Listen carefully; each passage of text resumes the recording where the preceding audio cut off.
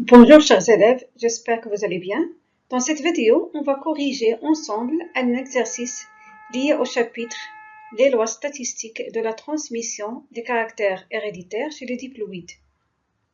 Et il s'agit d'un exercice de l'examen national 2015 SVT. Et en cette année, il n'y avait pas encore du bac international. Donc l'exercice était en arabe et je l'ai traduit en français vu son importance. Parce qu'il présente la plupart des cas qu'on a vus au cours.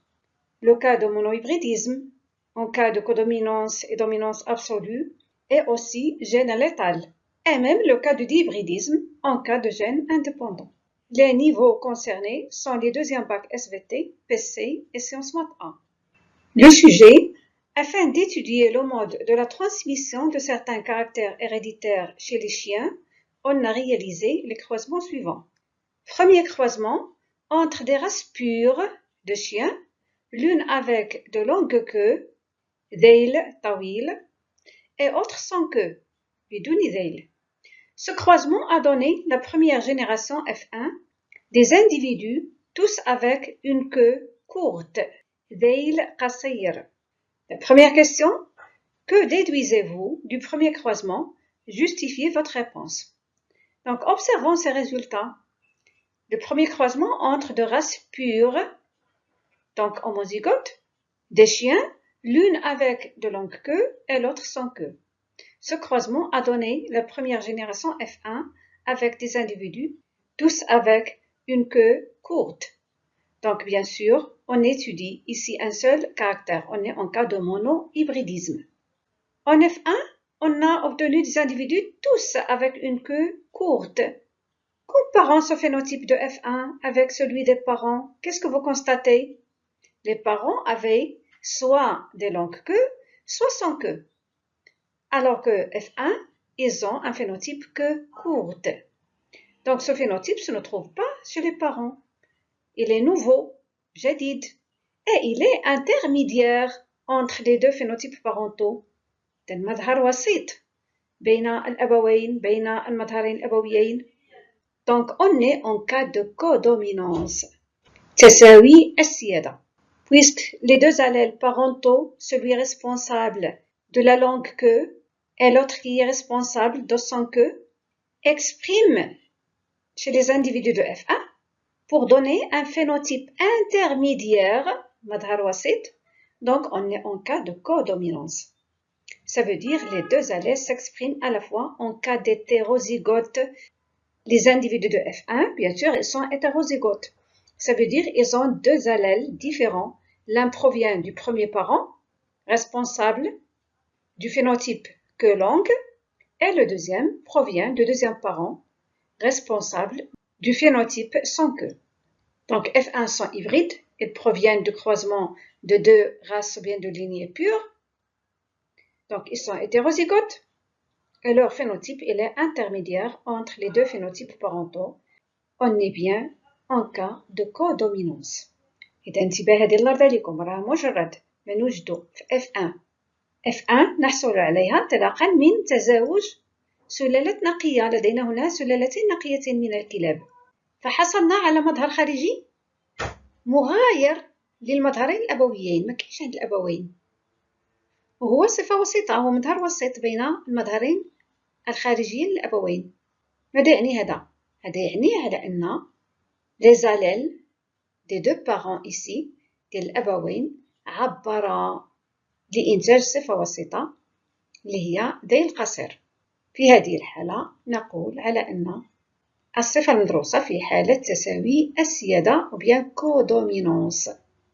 Utilisez les symboles grand A ou petit a pour l'allèle responsable de l'absence de queue et les symboles grand L ou petit l pour l'allèle responsable de la queue longue. Bien sûr, puisque les deux allèles s'expriment en F1, donc on va leur donner des lettres en majuscules. Grand A pour l'allèle responsable de l'absence de la queue et grand L pour l'allèle responsable de la queue longue. Donc la déduction, استنتاج, il s'agit d'un cas de codominance entre l'allèle responsable de sans queue, donc grand A, et l'allèle responsable de queue longue, grand L. La justification, le phénotype de F1 est différent des deux phénotypes parentaux et il est intermédiaire, entre les deux, entre bien sûr les deux phénotypes parentaux. Le deuxième croisement entre des individus de la génération F1. Ce croisement a donné une deuxième génération F2 composée de 12 chiots sans queue. Chiots, ça veut dire les petits des chiens. Jira, 11 chiots à longue queue et 24 chiots à queue courte. La deuxième question, B. Donnez l'interprétation chromosomique du résultat du premier croisement et du deuxième croisement. Donc, on va commencer par l'interprétation chromosomique du premier croisement. Bien sûr, on sait que l'interprétation chromosomique, c'est le suivi, la transmission des allèles d'une génération à l'autre. Les allèles عند مرورها من جيل إلى آخر. Et bien sûr, ces allèles sont portés par des chromosomes. C'est pour cela qu'on va utiliser des génotypes au cours de cette interprétation chromosomique. Donc, le premier croisement était entre des individus sans queue et des individus avec queue longue. Et pour le phénotype, qu'est-ce qu'on donne? On le note par l'allèle qui s'exprime entre crochets. Ici, les chiens sans queue. Et pour le phénotype sans queue, c'est l'allèle grand A qui est responsable de ce phénotype. Donc, on met A entre crochets. Et pour les individus à queue longue, le responsable de ce phénotype, c'est l'allèle grand L. Donc, on le met entre crochets pour obtenir le phénotype. Après le phénotype, on donne le génotype. Ici, on a des parents qui sont de race pure. Ça veut dire qu'ils sont homozygotes. Qu'est-ce que ça veut dire homozygote? Ça veut dire qu'ils ont le même allèle sur les deux chromosomes. Donc, pour sans queue, il sera grand A, et pour queue longue, il sera grand L, grand L. Après qu'on donne les génotypes des parents, on donne les gamètes que produit chaque parent. Donc, d'après vous, ce parent-là, il va produire combien de types de gamètes? Bien sûr, un seul, puisqu'ils sont homozygotes. Au cours de la méiose, les deux chromosomes vont se séparer pour donner un seul type de gamète qui contient l'allèle grand A. Même chose pour les deuxièmes parents, ils vont produire un seul type de gamète avec l'allèle grand L. Donc, au cours de la méiose ou bien la réduction chromatique, ça veut dire la réduction du nombre de chromosomes au cours de la méiose, on aura pour chaque parent un seul type de gamète, 100% A pour les premiers parents et grand L pour les deuxièmes parents. Et on sait que le devenir des gamètes, c'est la fécondation. Et ici, puisqu'on a un seul type de gamète pour chaque parent, donc il y a une seule possibilité de fécondation. هناك إمكانية واحدة للإخصاب. Ça veut dire la rencontre de A avec L. Donc la fécondation va donner un génotype qui est hétérozygote, ça veut dire deux allèles différents. C'est le génotype de F1, de la génération F1 qui est hybride, qui provient du croisement entre deux lignées pures. On parle de génération hybride et il est hétérozygote. Et on sait que le génotype qui donne le phénotype. Donc le phénotype ici, puisqu'on a deux allèles différents et on est en cas de codominance, les deux allèles vont s'exprimer pour donner le phénotype intermédiaire, ça veut dire des chiens avec des queues courtes. Et on va écrire les deux allèles à la fois entre crochets, puisque les deux s'expriment. Et bien sûr 100%, puisque la génération F1 est homogène. Donc on a le phénotype de F1, 100%, LA, queue courte. L'interprétation chromosomique du deuxième croisement, on commence par les parents qui sont de F1. Donc il y a un croisement entre F1 et F1. Leur phénotype sera queue courte, ça veut dire grand L, grand A entre crochets, pour les deux bien sûr. Et pour le génotype, puisqu'il s'agit de F1, donc ils sont hybrides, ça veut dire hétérozygotes. Ils ont deux allèles différents, grand L et grand A. Même chose pour l'autre parent, grand L, grand A. Donc d'après vous, F1 va produire combien de types de gamètes? Bien sûr, deux types de gamètes, grand L et grand A. Avec les mêmes possibilités, ça veut dire 50%, 50%.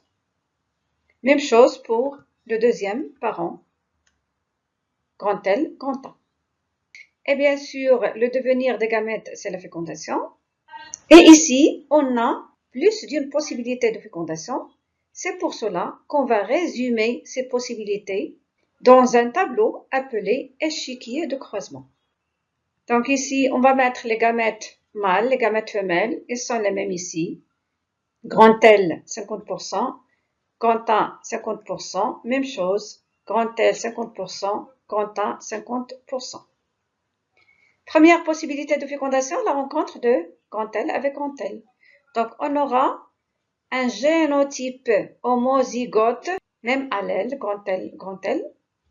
Donc, le phénotype sera grand L, queue longue, avec une possibilité d'un quart, ou bien 25%. Ici, on a 50%, ça veut dire un demi fois un demi, c'est un quart, ou bien 25%. La deuxième possibilité, la rencontre de grand L avec grand A. Donc, on aura un génotype qui est hétérozygote. Et puisqu'on est en cas de codominance, donc les deux allèles s'expriment, on va les mettre entre crochets pour obtenir un phénotype qui est intermédiaire, ça veut dire des chiens à queue courte. Même possibilité, 25%, bien un quart. La troisième possibilité, la rencontre de grand A avec grand L aussi, LA. Même chose, chien aux queues courtes, 25% aussi. Le dernier cas, la rencontre de grand A, grand A. Donc, on aura des chiens sans queue, avec une possibilité de 25% ou bien un quart. Et on sait que l'échiquier de croisement nous donne des résultats théoriques. Donc, comme résultat théorique, d'après vous, on a obtenu combien de phénotypes différents? Bien sûr, 3. Grand L, une seule fois, ça veut dire 25%. Grand L, grand A, ici, deux fois, donc 25% plus 25%, c'est 50%. Et le troisième phénotype, c'est grand A, avec 25%. Donc, on a obtenu trois phénotypes différents, alors qu'on n'a que deux allèles, ce qui caractérise le cas de codominance. هذه نتابعوا الله عليكم في الحالة de codominance تساوي السيادة غادي يكون عندنا ثلاثة المظاهر trois phénotypes différents même si on n'a que deux allèles. Pourquoi? Parce que les hétérozygotes ici, ils ont un troisième phénotype intermédiaire entre les phénotypes parentaux. Et les résultats expérimentaux. Donc, on a obtenu 12 chiots sans queue, 11 chiots longue queue et 24 chiots à queue courte. Donc, ici, on va calculer le pourcentage de ces phénotypes. Donc, pour le premier, sans queue, ça veut dire grand A, ici. Donc, on va diviser 12 sur l'ensemble, 12 plus 11 plus 24, fois 100. Donc, on va obtenir 25,53%. Pour les chiots longue queue, donc on a 11 divisé par le total, fois 100, on aura 23,40%. Pour les chiots à queue courte, donc 24 divisé sur l'ensemble des individus, fois 100, on aura 51,06%. Donc, comparons les résultats expérimentaux avec les résultats théoriques. Qu'est-ce que vous constatez?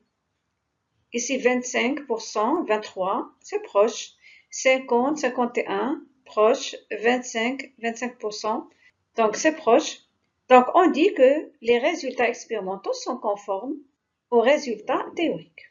Donc, les résultats expérimentaux sont conformes aux résultats théoriques. Pour le troisième croisement, il s'est effectué entre des chiens sans poils, bidouni zarab, hétérozygotes. Ce croisement a donné un tiers des chiots normaux, ça veut dire avec poils, et 2 tiers chiots sans poils. La deuxième question, expliquez le résultat du troisième croisement en utilisant l'échiquier de croisement. Donc, observez ici, on a des chiens hétérozygotes. Ça veut dire qu'ils ont 2 allèles différents, avec un phénotype sans poils, bidouni zarab. On a obtenu, à partir de croisement de ces hétérozygotes, un tiers des chiots normaux, ça veut dire avec poils, et des chiots sans poils. Donc, qu'est-ce que ça veut dire?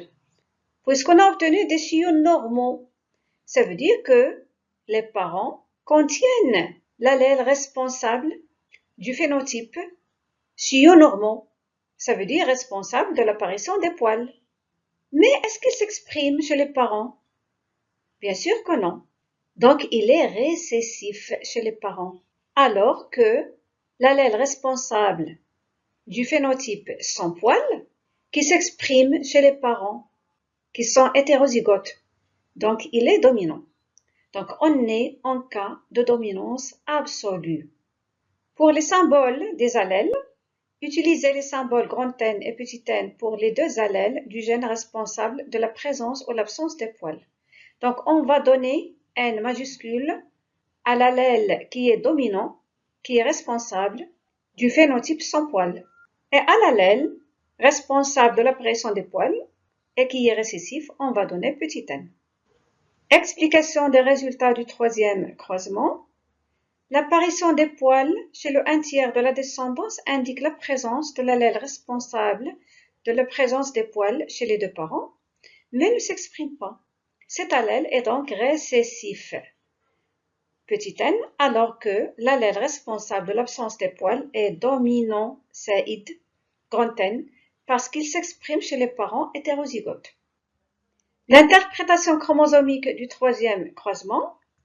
Les parents ici sont des chiens sans poils. Les mâles et les femelles sont sans poils. Donc le phénotype, l'allèle qui s'exprime, qui sont hétérozygotes, c'est l'allèle grand N qui est dominant. Donc on le met entre crochets. Le génotype, bien sûr, ils sont hétérozygotes. Donc deux allèles différents, grand N et petit n pour chacun. Donc d'après vous, chaque parent ici, il va produire combien de types de gamètes? Bien sûr, deux types de gamètes puisqu'ils sont hétérozygotes, donc grand N et petit n. Deux types de gamètes avec les mêmes pourcentages, 50%, bien un demi pour chaque parent. Le sort des gamètes, c'est la fécondation. Et on a ici plus d'une possibilité de fécondation. C'est pour cela qu'on va résumer ces possibilités dans l'échiquier de croisement. Les gamètes mâles de deux types, grand N, petit n. Les gamètes femelles aussi de deux types, grand N, petit n. Premier cas, rencontre de grand N, grand N. Donc, on aura le phénotype qui sera grand N entre crochets. Ça veut dire sans poils. Le deuxième cas, grand N, petit n. On a ici un génotype hétérozygote et on est en cas de dominance absolue, dominance de grand N. Donc, le phénotype sera sans poils, grand N entre crochets. Le troisième cas, la rencontre de grand N, petit n, même chose, grand N, un quart. Le quatrième cas, petit n avec petit n. Observez ici, on a un homozygote pour l'allèle récessif et on sait que l'allèle récessif s'exprime en cas d'homozygote. l'allèle récessif Donc le phénotype ici sera petit n, ça veut dire avec poils, des chiens avec poils. Donc les résultats théoriques, on a ici que deux phénotypes. Bien sûr, on est en cas de dominance absolue. Dans ce cas, on n'a que deux phénotypes. Bien sûr, à partir de deux allèles différents, on n'obtient que deux phénotypes. Puisque les hétérozygotes, ils ont un phénotype dominant. Donc, résultat théorique, deux phénotypes. Grand N, 3 fois, ici 1, 2, 3. Donc, 3 quarts ou bien 75%. Et pour petit n, avec poil, un seul cas, ça veut dire un quart. Et pour les résultats expérimentaux, on a obtenu 2 tiers pour grand N et 1 tiers pour N. Donc, comparons les résultats expérimentaux avec ceux théoriques. Qu'est-ce que vous constatez? Ici, 3 quarts, 2 tiers, et ici, 1 quart, 1 tiers. Bien sûr, ils sont différents. Donc, les deux résultats ne sont pas conformes. Donc, les résultats expérimentaux ne sont pas conformes aux résultats théoriques. Donc, comment expliquer cette déduction? Ici, on a 3 quarts, 1 quart, ça veut dire qu'il y a 4 cas, 4 possibilités, théoriquement. Mais expérimentalement, on n'a que 3 cas, 2 tiers, 1 tiers, on n'a que 3 cas. Qu'est-ce que ça veut dire? Ça veut dire qu'un cas ici n'existe pas réellement, n'est pas représenté. Donc, cherchons ce cas-là. Commençons par grand N, petit n. Existe ou non? Bien sûr, existe. Ce sont les chiens qu'a croisé l'expérimentateur. Ces 2 cas, ces 2-là existent. Observons celui-là, petit n, ça veut dire sans poils. Existe ou non? Bien sûr, existe. On l'a obtenu expérimentalement. On a obtenu ces individus avec poils. Donc, quel est le cas qui n'existe pas? C'est celui-là. Ces individus-là, ils sont morts lorsqu'ils sont encore des embryons et on parle de cas de gène létal pour l'allèle dominant grand N en cas d'homozygote grand N. إذا لدينا هنا حالة مورثة مميتة أي تسبب الموت في حالة grand N. وبالتالي هذه الكلاب ماتت وهي لا زالت أجنة في بطون أمهاتها. Et on parle d'un cas de gène létal ou bien allèle létal. Donc, ce qui s'explique par la présence d'un allèle létal grand N pour le génotype grand N. غير هنا الله يرضي عليكم بغيت ندير واحد الإشارة كيتلاحظ بزاف واحد الخطأ كيدار في الفروض وفي الامتحانات، هي أن ملي كيكون تمرين بحال هذا الشكل هذا ديال جين ليطال، أن مجرد ما كتلاحظوا على أن يتعلق الأمر بمورثة مميتة كتجيو لهنا وتضربوا، كتضرب عاد كتحسب لي ريزولتا تيوريك. إذا اش غتكتب هنا في لي ريزولتا تيوريك؟ اش غيبان لك؟ يبانو لك غير 3 ديال الحالات، غتكتب هنا 2 تيغ 1 تيغ، وبالتالي ملي غادي تقارنها مع اكسبيريمونتو غيبان لك أن لي دو ريزولتا لي سون كونفورم، في حين أن طبعا خطأ. إذن لهذا الله عليكم انتباه. إذا في الحالة ديال لي ريزولتا تيوريك اشنو كنعطيو؟ يعني في الحالة تيوريكمون نظريا راه غادي يخصني نلقى 4 ديال الحالات هما هادو، وبالتالي 3 كار 1 كار. من بعد عاد كنقارن مع لي ريزولتا اكسبيريمونتو اللي هما 2 تيغ 1 تيغ في هذه الحالة. Donc ici on est en cas de gène létal. Le quatrième croisement entre chiens en phénotype sans poils et à longue queue et chiens en phénotype sans poils avec queue courte. Donc observez ici, on a 2 caractères à la fois. Donc on est en cas de dihybridisme. Donc on étudie 2 caractères à la fois. En utilisant l'échiquier de croisement, donnez le résultat attendu de ce croisement en considérant que les 2 gènes étudiés sont indépendants. Sont indépendants, ça veut dire chaque gène est porté par une paire de chromosomes. Donc chaque couple d'allèles est porté par une paire de chromosomes. Donc résultat attendu, نتائج المنتظرة du 4e croisement. Les parents ici, sans poils et à longue queue, d'une part, et d'autre part, sans poils et avec queue courte. Donc le phénotype ici, sans poils, c'est grand N, et longue queue, grand L. Et ici, bien sûr, sans poils aussi, grand N, et à queue courte. C'est un phénotype intermédiaire. Donc on a ici les 2 allèles grand L et grand A qui s'expriment pour donner ce phénotype-là. Et pour le génotype sans poils, ici on a grand N. Donc ça peut être grand N, ça peut être grand N, petit n. Mais on a vu auparavant que grand N, il est létal, moumite. Donc ils sont forcément grand N, petit n, hétérozygotes pour le premier caractère. Et pour le deuxième caractère, longue queue, donc ils doivent être homozygotes, grand L. Donc le génotype ici, il sera grand N, petit n, grand L. Et pour celui-là, sans poil, même chose, grand N, mais ici on a le phénotype intermédiaire, grand L et grand A, ça veut dire les 2 allèles, grand L, grand A. Donc hétérozygote pour les 2 caractères. Donc le génotype grand N, petit n pour le premier caractère et grand L pour le deuxième caractère. Et pour le deuxième parent, grand N, petit n pour le premier caractère, et hétérozygote aussi pour le deuxième caractère, grand L, grand A. Donc d'après vous, ce parent-là, il va produire combien de types de gamètes? On va voir.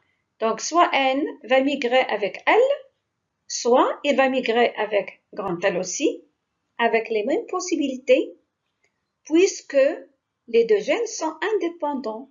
Vous constatez ici, on a schématisé deux paires de chromosomes. L'un porte la première paire d'allèles pour le premier caractère et l'autre porte la deuxième paire d'allèles pour le deuxième caractère. Donc, soit N va migrer avec L, donc il va donner le gamète grand N, grand L, et bien sûr, l'autre gamète sera petit n, grand L.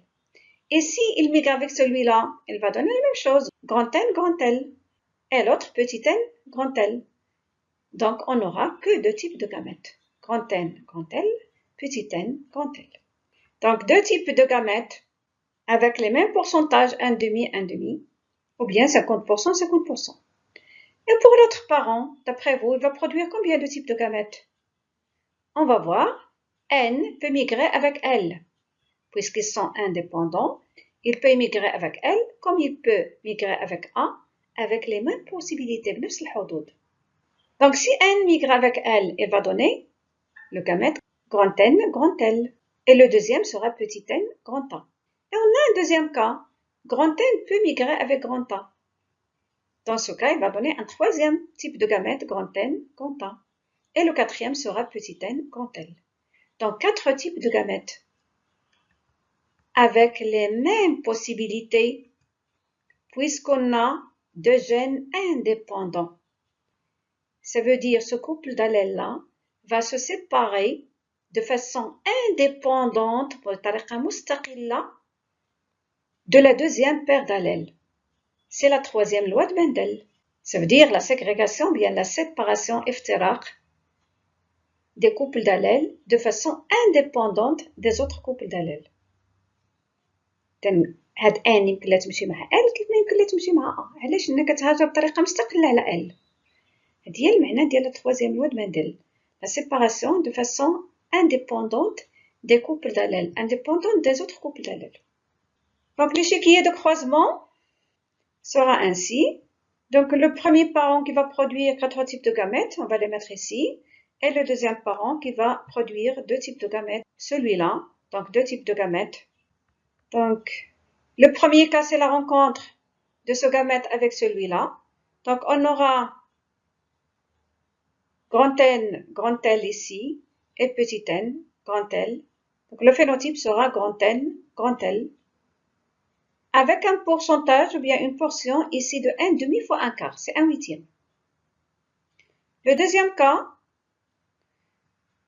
grand N, grand L, grand N, grand A. Pour le phénotype, on a ici grand N, grand N.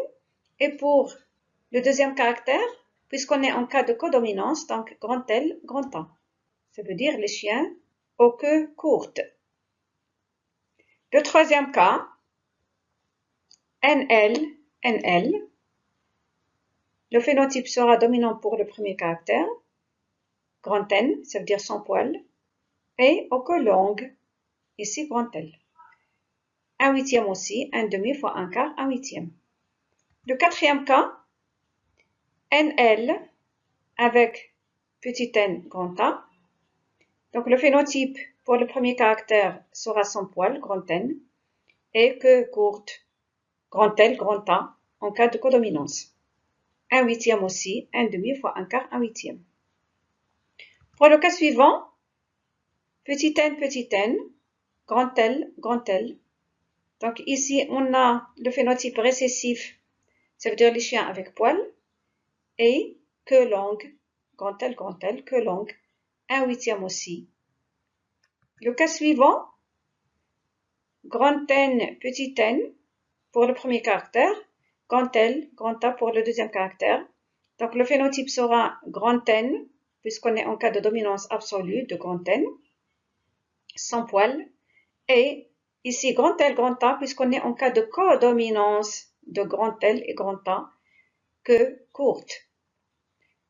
Le cas suivant, grand N, petit n Donc, on a grand N, sans poil, puisqu'on est en cas de dominance absolue. Et ici, grand L, puisqu'on a ici homozygote pour le deuxième caractère, donc grand L, à queue longue, 1/8 toujours.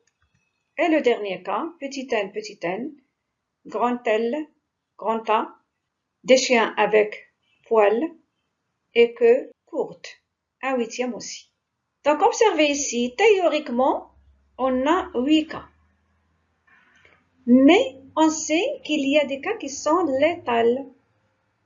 Ce cas-là, grand N, il est létal, on a vu, momite. Ici aussi, grand N, momite, létal.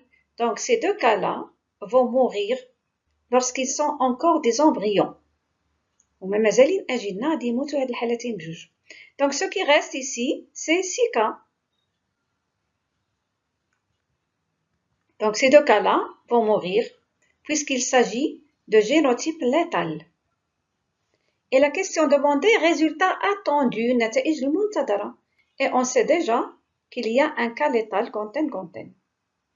Donc, les résultats attendus, en considérant les génotypes létaux, ces deux-là, les résultats attendus de ce croisement sont grand N, grand L, on a deux cas, celui-là et celui-là, donc 2 sur 6, puisqu'il reste 6 possibilités. Le deuxième, sans poil, aux queues courtes. Ici aussi, on a deux cas, le premier et le deuxième, donc 2 sur 6. Le troisième cas, petit n, avec poil et queue courte, un seul cas ici. Et le quatrième phénotype, sans poil, queue longue, un seul cas ici, donc un 6e. Chers élèves, j'espère que c'était clair et à bientôt.